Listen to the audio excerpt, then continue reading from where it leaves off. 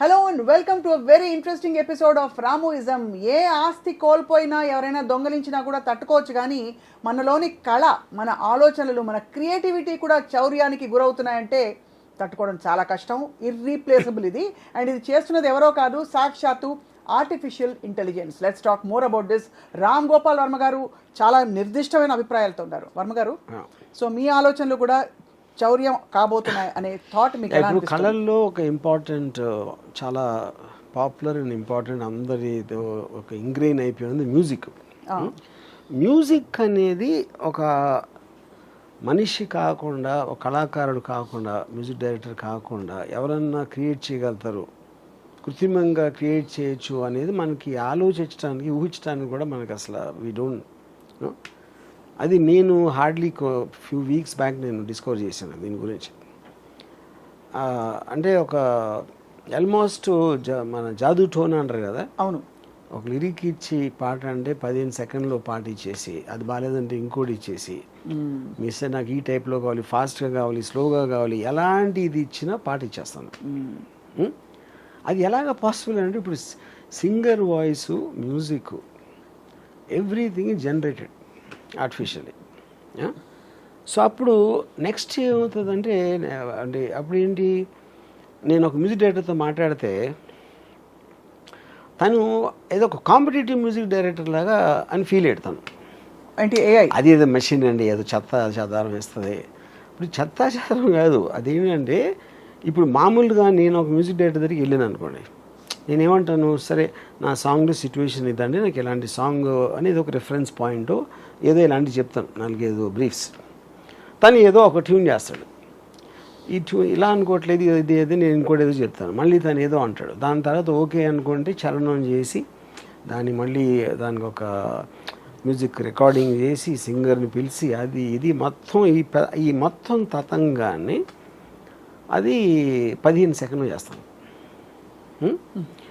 ఇది ఒక పాయింట్. అప్పుడు నెక్స్ట్ పాయింట్ ఏంటి, అది బాగా చేస్తుంది అంటే, బాగా చేస్తుంది ఎవరి దృష్టిలో బాగా చేస్తుంది అది, అంతే కదా. ఇప్పుడు ప్రతి వాళ్ళకి టేస్ట్ డిఫరెన్స్ ఉంటుంది కదా. అప్పుడు నేను సేమ్ థింగ్, నేను నిజమైన మ్యూజిక్ డైరెక్టర్ కూడా నాకు బాగాలేదు ఈ సాంగ్ అని చెప్తే ఇంకోటి చేస్తాను అంటాడు, మళ్ళీ ఇంకొక అది ఆ టైం పీరియడ్ అంత అవుతుంది. ఓకే, సో ఇప్పుడు మీకు నచ్చే వరకు 15 సెకండ్లకు ఒక పాట ఇచ్చేసి మీరు చెప్పిన దాంతోనే మీకు ఏదో ఒకటి నచ్చుతుంది కదా కొంతసేపు అయ్యాక. సేమ్ థింగ్ మ్యూజిక్ డైరెక్టర్ అయినట్టే. అవును, అంతే కదా. అప్పుడు మ్యూజిక్ డైరెక్టర్ తను ఏమన్నాడంటే, ఇప్పుడు ఒక యావరేజ్ మ్యూజిక్ డైరెక్టర్, అంత విషయం లేని మ్యూజిక్ డైరెక్టర్కి హెల్ప్ అవుతుంది అన్నాడు. నేనేమన్నా అండి, ఇది మ్యూజిక్ డైరెక్టర్ లేకుండా చేస్తుంది, ఇది మ్యూజిక్ డైరెక్టర్ హెల్ప్ కాదు. అట్ ద మోస్ట్ ఏంటంటే ఫైనల్గా మ్యూజిక్ అంటే ఏంటి, టేస్ట్ అది అంతే. ఇప్పుడు క్షణక్షణం పాటలు చాలా డిఫరెంట్గా ఉంటాయి. ఒక ఉదాహరణ చెప్తున్నా, లేకపోతే ఇంకో సినిమాకి ఏదో, లేకపోతే రోజాలో మణిరత్నం టేస్ట్ వేరే ఉంటుంది, నాది వేరే ఉంటుంది రంగీలాలో. సో ఒక డైరెక్టర్ కానీ, మ్యూజిక్ డైరెక్టర్ కానీ, ఎవరన్నా విన్నోడు కానీ, వాడి టేస్ట్ అనేది మ్యాటర్ అవుతుంది అక్కడ. అవును. అప్పుడు ఏ ఇచ్చిన మ్యూజిక్ని మీరు మీ టేస్ట్లో మీకు ఏమి నచ్చుతుంది అనేది యాక్చువల్ పాయింట్. అది మీ టేస్ట్ ప్రకారం ఏది మీకు ఓకే అవుతుంది. ఇప్పుడు మీకు ఫర్ ఎగ్జాంపుల్ కర్ణాటక సంగీతం ఇష్టం, నాకు లేదు. అవును. అప్పుడు నాకు కర్ణాటక రాగంలో ఇస్తే నేను కాదంట. కానీ మీరు చెప్పేటప్పుడే నాకు ఈ స్టైల్లో కావాలి, వాల్డ్స్లో కావాలి, హార్డ్ రాక్ కావాలి, లేకపోతే ఎక్సా వయ్య ఉన్న మ్యూజిక్ స్టైల్స్లో మీరే ఇస్తున్నారు, దాని ప్రాంప్ట్ ఏ స్టైల్లో కావాలి ఆ సాంగ్ అని. సో ఇక్కడ ఈ పాయింట్ మీరు చెప్తున్నది ఎలాబరేట్ చేస్తే, బిగ్గెస్ట్ బెనిఫిట్ ఏంటి, కాస్ట్ కటింగా, టైం సేవింగా, లేక? Obviously cost and time saving, అది ఆబ్వియస్. కానీ ఇంకా పెద్ద ఏంటంటే మ్యూజిక్ ఇండస్ట్రీ చచ్చిపోతుంది. ఇప్పుడు ఈ మ్యూజిషియన్స్ ఎందుకు నేర్చుకుంటారు మ్యూజిక్ అసలు? ఇప్పుడు సింగర్స్ ఎందుకు వస్తారు అంటే ఒక ప్రొఫెషన్, లేదంటే అది లేదు కదా. ఎందుకంటే అదంతా బైపాస్ చేసి ఇది మీకు ఇచ్చేస్తున్నప్పుడు ఆ ప్రొఫెషన్ మీరు అసలు దాన్ని ఫాలో అవ్వటం మీనింగ్ లేదు కదా. ఇంకా అయినా ఇది కొత్తగా ఎన్నోళ్ళకి షాకింగ్గా ఉంటుంది. నేను ఇప్పుడు ఒక డెమాన్స్ట్రేట్ చేస్తాను అన్నమాట. ఇప్పుడు ఒక లిరిక్ రైటర్ ఒక అమ్మాయిని మ్యాథమెటిక్స్తో పోల్చమని ఒక ఇది ఇచ్చాను, ఒక లిరిక్ కాన్సెప్ట్. ఓకే. ఇప్పుడు అతను ఇచ్చిన లిరిక్స్ని నేను ఈ one of these A generation music యాప్లో పెట్టాను. పెడితే అది అంటే నేను చెప్పిన దాన్ని బట్టి ఒక వర్షన్స్ ఇచ్చుకుంటూ పోయింది. ఓకే, నేను నా టేస్ట్కి ఏదో అనుకుని కొన్ని పల్లవులు చేశాను. సేమ్ లిరిక్ని ఇన్ని రకాలుగా చేయొచ్చు అనేది ఫస్ట్ ఆఫ్ ఆల్ ఎవరికి ఐడియా వస్తుందని నాకు ఎంతవరకు రాలేదు. ఇన్ని ఇంటర్ప్రిటేషన్స్ ఉండగలుగుతాయి అనేది ఒకే దానికి. ఓకే, ఇప్పుడు ప్లే చేస్తాను.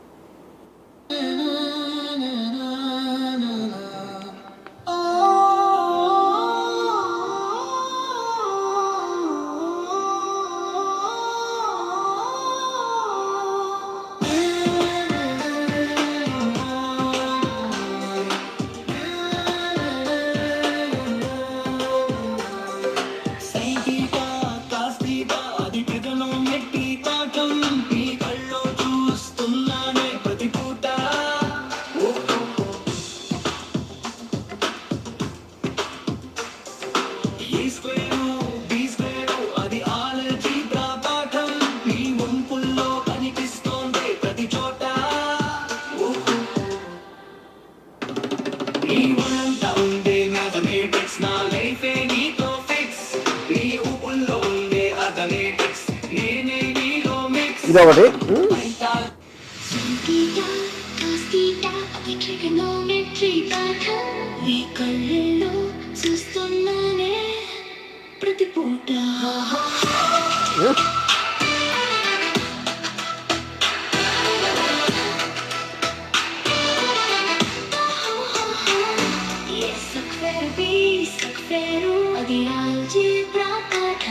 నీ వంపుల్లో కనిపిస్తుందే ప్రతి చోట.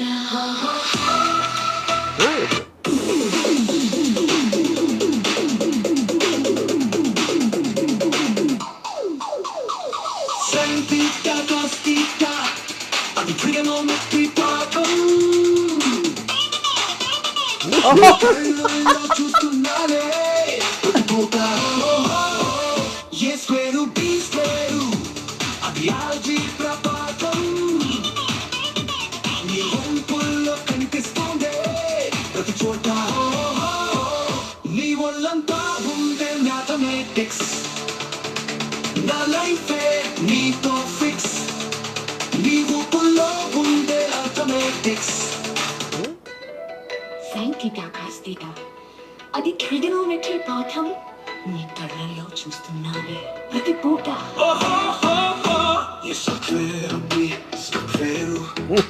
అది ఆల్జీబ్రా పాఠం, నీ వంపుల్లో కనిపిస్తుంది. ఒక లక్షణంగా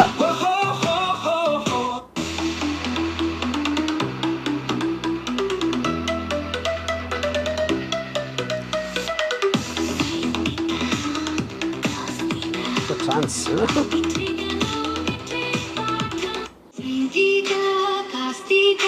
ట్రిగనోమెట్రీ పాఠం, నీ కళ్ళల్లో చూస్తున్నానే ప్రతి పూట. అది ఆల్జీబ్రా పాఠం, నీ వంపుల్లో కనిపిస్తోందే ప్రతి చోట. సో ఇప్పుడు మీకు 6 వినిపించాను, అది 100 ఇస్తుంది, 200 ఇస్తుంది variations. And all of them, each of them in 15-10 seconds. ఇప్పుడు వాయిస్ మ్యూజిక్ ఎవ్రీథింగ్ జనరేట్ చేస్తే ఇప్పుడు నిజంగా ఉన్న ఆర్టిస్టులు ఏమవుతారు, ఏం చేస్తారు వాళ్ళు? తప్పకుండా దట్ ఈస్ ద పాయింట్. అదే యా, అంటే 10-15 సెకండ్లలో ఈ క్వాలిటీ, అంటే ఒక ట్రాక్ ప్రొడ్యూస్ చేయడానికి మినిమం ముందు అసలు వాళ్ళ కళాత్మకత, వాళ్ళ క్రియేటివిటీ అన్ని వచ్చేసరికి మినిమం 4 hours, 2 గంటలైనా పడుతుంది. మీకు మొత్తం ప్రాసెస్ అంతా ఒక సాంగ్ ఇన్సెప్షన్ నుంచి ఫైనల్ ట్రాక్ రావడానికి 1 month పడుతుంది. 15 days to 1 month will be the time taken generally. కానీ సో ఇప్పుడు ఏమంటారు మీరు, అరే కదా ఏదేదో ఇచ్చారు, ఏదేదో కాదు, ఏదేదో ఇస్తాను కరెక్టే. ఇప్పుడు నేను ఉదాహరణకి నేను ఒకటి అనుకున్నా ఇది బాగుందని, వచ్చిన ఇన్ని వర్షన్స్లో నేను ఒక 10 మందికి వినిపిస్తే ఎవరెవరికి వేరే తెచ్చింది, ఎందుకంటే టేస్ట్ అందరిది ఒకటే ఉండదు కదా.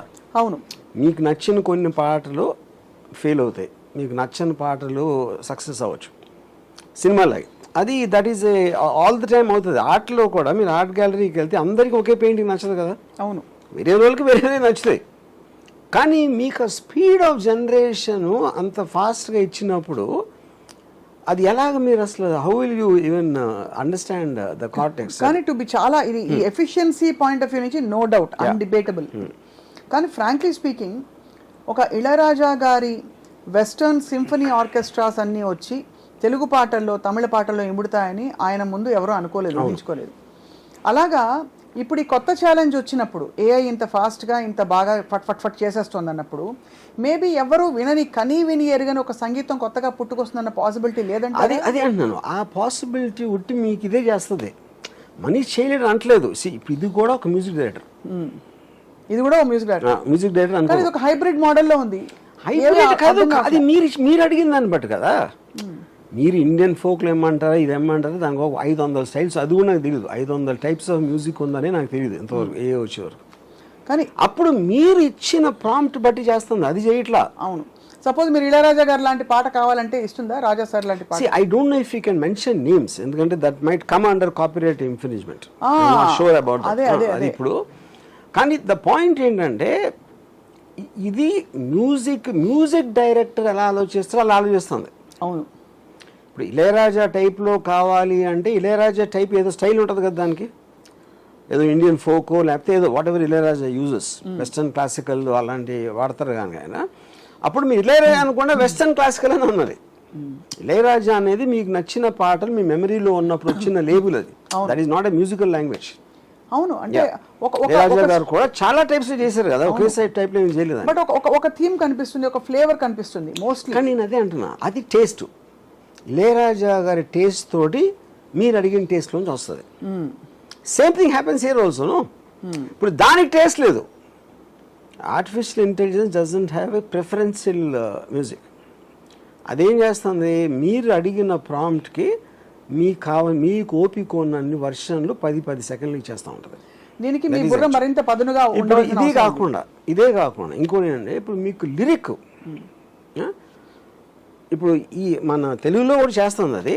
I'm not very well versed with that. ఇప్పుడు ఇంగ్లీష్లో నేను ఒక హుక్ లైన్ ఇచ్చాను అనుకోండి, జస్ట్ ఒక హుక్ లైన్ ఇచ్చి దీని మీద లిరిక్స్ రాయమంటే లిరిక్స్ రాస్తుంది. సాహిత్యము, సంగీతము, గానము, ఆ లిరిక్స్ ఇచ్చేసిన తర్వాత దాన్ని జనరేట్ అంటే మ్యూజిక్ వచ్చేస్తుంది. అప్పుడు ఏంటి, మీకు లిరిక్ రైటర్ పని పోయింది, మొత్తం అందరి పనులు పోయి. అప్పుడు ఏంటి, లిరిక్ సీతారామ శాస్త్రి లాగా రాయగలుగుతుందా అని అడిగారు అనుకోండి క్వశ్చన్. సీతారామ శాస్త్రి కూడా సేమ్ ఇళయరాజా గారి టైప్లో ఆయన పాటలు విని మనం ఫిక్స్ అయిపోయాం ఆయన బ్రాండ్ గురించి. అవునంతే. ఇక్కడ దీనికి బ్రాండ్ లేదు, అది కాపీరైట్ అడగట్లా, అది తీసుకోవట్లేదు. నేను ఫలానా నా పేరు ఏంటి బాగా అని చెప్పట్లేదు. It is giving your device to generate music to your taste. ఎవరైతే వాడుతున్నారో దాన్ని ఆ పర్టిక్యులర్ వ్యక్తి టేస్ట్కి ఇచ్చేస్తాను మ్యూజిక్. మీరు చెప్పే కీవర్డ్స్ని బట్టి మీరు అంటే ఏ స్టైల్ కావాలి నాకు, మేలా ఫీమేలా ఇదా అదా అని ఇలాంటి అన్ని తీసుకొని బేసిక్గా. అయితే మరి ఒకటే దీనిలో ఉండే లిమిటేషన్ ఏంటంటే ఏఐలో ఇట్ ఇస్ డెరివేటివ్, అంటే it's derivative of what is already existing. అంటే 500,000 సాంగ్స్ ఉన్నాయనుకోండి, ఆ డేటాబేస్ ఆధారంగా ఇది కల్అవుట్ చేసి మీరు చెప్పిన కీవర్డ్స్ని బట్టి లాగి ఆ డేటా ఉండబట్టి ఇస్తుంది. కొత్తగా పుట్టుకొచ్చే ఇప్పుడు అది సేమ్ థింగ్ మనకి. ఇప్పుడు for example mid journey, stable diffusion అనే వాటిలో వాళ్ళు ఫోటోగ్రాఫ్స్, పెయింటింగ్స్ అన్నీ ఫీడ్ చేసి దాని నుంచి వచ్చిందని ఉంది. కాకపోతే సృష్టిలో ఏదైనా సరే ఇప్పుడు ఫర్ ఎగ్జాంపుల్ నా టేస్ట్ ఆఫ్ మ్యూజిక్ ఎక్కడి నుంచి వచ్చింది, నాకు ఆర్డి బర్మన్ సాంగ్స్ అయినా, కేవి మహాదేవన్ అయినా, ఇళయరాజా గారైనా, ఇందులో ఏదేది నచ్చిందో అనే దాంట్లోంచి ఆ మ్యూజిక్ నా మీద ఇన్ఫ్లుయెన్స్ చేసి నాకంటూ ఒక టేస్ట్ వస్తుంది. అవును, ఓకే. సో అది అన్నిట్లోంచి వచ్చింది కదా. ఇప్పుడు వాళ్ళందరికీ నేను ఇప్పుడు వాళ్ళ టేస్ట్ నుంచే నా టేస్ట్ వచ్చింది కాబట్టి వాళ్ళు దే కెన్ క్లెయిమ్. అదొక పాయింట్. రెండోది, అడ్వాన్స్మెంట్ ఆఫ్ టెక్నాలజీలో ఎలక్ట్రిసిటీ కనిపెట్టాడు ఒకడు, దాని తర్వాత 50 సంవత్సరాలకి ఏసీ కనిపెట్టాడు ఇంకోడు. అప్పుడు ఏసీ కంపెనీ దగ్గరికి ఫస్ట్ కనిపెట్టినోడు నా ఎలక్ట్రిసిటీ లేకపోతే నీకు ఏసీ ఉండేది కాదు కదా, అందుకని నా వాటర్ నాకు కావాలంటే అది అడ్వాన్స్మెంట్ అయిపోతుంది కదా. సో బేసిక్గా ఇంకోటి ఏంటంటే, ఇప్పుడు అది ఎక్కడి నుంచి మనం ఇచ్చిన ప్రాంప్ట్ ఏంటి, ఏమడుగుతున్నాం, అది ఎక్కడి నుంచి తీసుకుంది అని చేసిన వాళ్ళు కూడా తెలియదు. అదే అప్పుడు అది ఏమవుతుందంటే, ఒక చాలా సింప్లిస్టిక్ ఎగ్జాంపుల్, నా దగ్గర ఏదో దొంగలు ఇచ్చారు, ఎవరో మీ దగ్గర ఒక బంగారం ఏదో ఇంకా 500 మంది దగ్గర దొంగలు ఇచ్చి అదంతా మెల్ట్ చేసేసి అది వేరే ఆభరణాలు చేసిండు. అంతే. ఆ వేరే ఆభరణాలు చేసి వేరే వేరే వాళ్ళు తీసుకుంటున్నారు. అది అప్పుడు నేను నా ఆభరణం ఎక్కడ ఉందో నాకు తెలీదు, దాంట్లోంచి వచ్చేది ఆ ఇంటర్లో నాది అది చెప్పడానికి వీల్లేదు, అది వాళ్ళకే తెలీదు ఎక్కడి నుంచి వచ్చిందని. ఇప్పుడు ఇది కొత్త టెక్నాలజీ కాబట్టి దానికి సంబంధించిన లాస్ కూడా లేవు అబ్సల్యూట్గా. ఇప్పుడు ప్రతి మనిషి మీకున్న నాలెడ్జ్ మొత్తం కూడా ఏదో బుక్కో ఎవడో ఏదో అన్నాడు, లేకపోతే ఇది ఎక్కడో చూశారు, ఏదో ఒక సోర్స్ నుంచి వస్తుంది కదా మీకు వచ్చిన నాలెడ్జ్, ఐక్యూ లెవెల్ కానీ everything is a sum total of what you gathered over a period of time. Everything అదే. అప్పుడు వాళ్ళందరూ వచ్చి ఆ రోజు నువ్వు నా క్లాస్మేట్ కాబట్టి నేను మాట్లాడిన దాంట్లో ఇన్ఫ్లుయెన్స్ అయ్యావు నువ్వు, అదే నువ్వు సినిమాలో పెట్టావు అని ఆడు క్లెయిమ్ చేసినట్టు ఉంటుంది అది. కాబట్టి ఇప్పుడు స్వయంభూగా వస్తున్న ఈ న్యూయెస్ట్ మ్యూజిక్ డైరెక్టర్కి మ్యూజిక్ డైరెక్టర్ మీనింగ్ లేదు అసలు. ఇంకా ఇదే మ్యూజిక్ డైరెక్టర్ మీరు చెప్పారు అంతే, ఇదే మ్యూజిక్ డైరెక్టర్. ఇప్పుడు కొత్తగా మ్యూజిక్ కెరియర్ నేను ఫాలో అవుతాను, మ్యూజిక్ కెరియర్ నేను మొదలెడతాను అంతకన్నా మూర్ఖత్వం ఉండదు. దానికి ఇంకోటి ఏంటంటే ఇప్పటికీ నేను చాలామంది మ్యూజిక్ డైరెక్టర్స్తో మాట్లాడాను దీని గురించి.